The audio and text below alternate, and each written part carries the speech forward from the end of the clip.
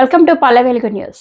నల్గొండ జిల్లా గుర్రంపోడు మండల కాసారం గ్రామ పంచాయతీ ఎన్నికల్లో ఒక ఆసక్తికర విజయం నమోదైంది.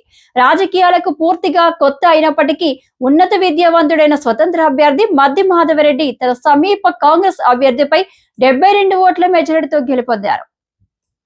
చదువుకున్న వ్యక్తి కావడంతో గ్రామంలోని సమస్యలపై పూర్తి అవగాహన కలిగి ఉండడమే మాధవరెడ్డి విజయానికి కారణమని స్థానికులు చెబుతున్నారు. విజయం అనంతరం ఆయన మాట్లాడుతూ తన చదువును విజ్ఞానాన్ని గ్రామ అభివృద్ధి కోసం ఉపయోగిస్తారని, కాసారాన్ని ఒక మోడల్ విలేజ్ గా తీర్చిదిద్దడమే తన లక్ష్యమని స్పష్టం చేశారు.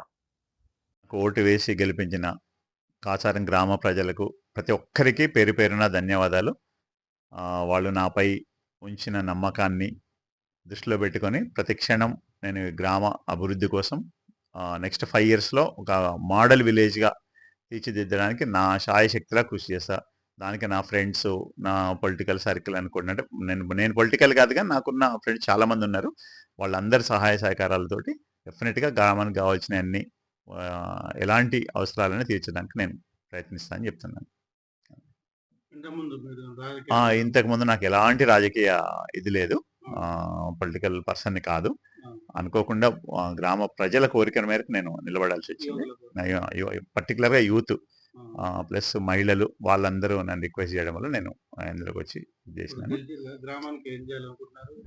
డెఫినెట్గా మా గ్రామానికి మినిమం ఒక అంగన్వాడీ స్కూల్ లేదు, గ్రామ పంచాయతీ ఆఫీస్ అసలు లేదు. లాస్ట్ 5 yearsలో వాళ్ళు ఇంతకుముందున్న వాళ్ళు ఎక్కడ కూర్చున్నారో కూడా తెలియదు. ఉన్న స్కూల్ కూడా పర్ఫెక్ట్గా లేదు, ఓల్డ్ బిల్డింగ్ అయిపోయింది. నా టాప్ ప్రయారిటీ అయితే ఈ మూడు ముందు నాకు ముఖ్యంగా ఫినిష్ చేస్తాను అనుకుంటున్నాను.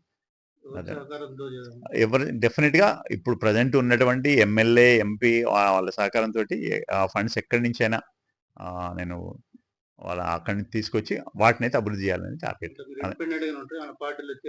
నా అవసరం పార్టీలో చేయను. నేను పార్టీ ఏజ్ పైన ఇప్పటివరకు ఏ పార్టీ కండవ కప్పుకున్నా, ఫ్యూచర్లో పార్టీ కండవలకు పార్టీలకు అయితే చేయను.